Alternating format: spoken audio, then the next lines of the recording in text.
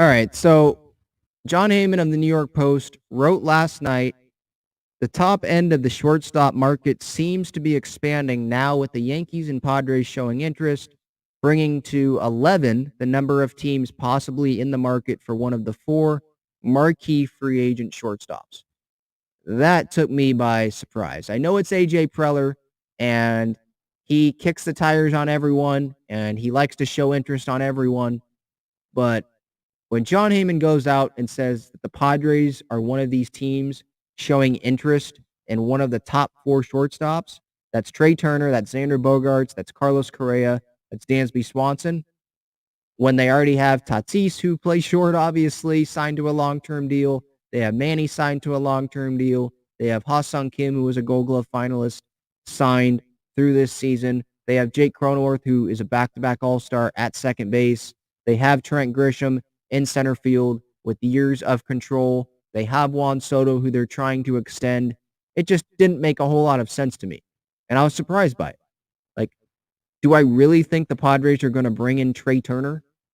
I don't think so. Now, the positional change, yeah, I've seen that brought up. Maybe he plays second base, or maybe he goes and plays center field.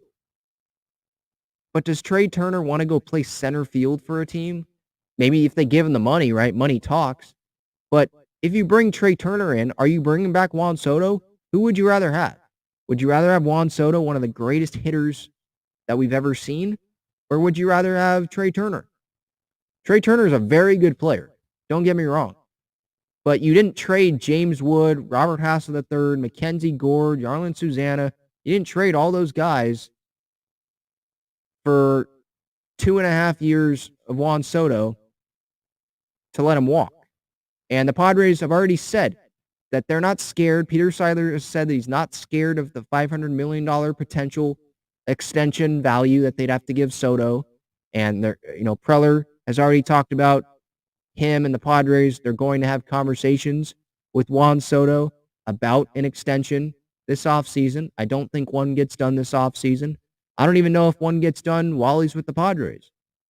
Maybe it's in 2024.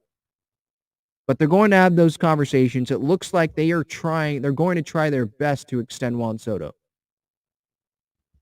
Are you really going to sign Trey Turner and give him $280 million or whatever, $250, and bring in and give Soto $500 million and have Musgrove for $100 million and extend Darvish and have Manny with this $300 million and all this money and Tatis with the $340? You're going to be able to do all of that? I mean, I guess, but Padre fans are going to be paying $30 for beer.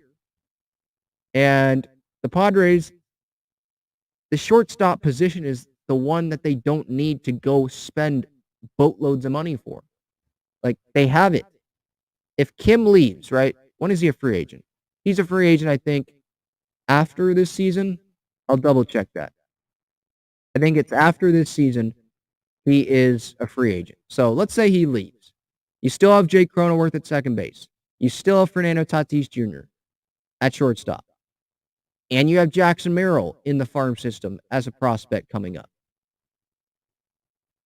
So you don't need the shortstop. You don't need to go out and get the shortstop. By the way, Kim's a free agent after 2024, according to Spot Track. That's what it says. Yeah, 4-year, $28 million deal that he signed 2021, 22, 23, 24. Okay. So they still have Kim for 2 more years. So does Trey Turner want to go play center field? We don't even know the answer to that. And Xander Bogaerts, you're going to put him at second base or shortstop? Does he want to move positions? Do the Red Sox want to let him get away? We don't know the answer to that. We've heard Trey Turner wanting to play on the East Coast. Carlos Correa, he's a Boris client. He's not going to want this 3-year deal that he signed with the Twins, right? He's going to want a lot of money. I mean, I just don't see it.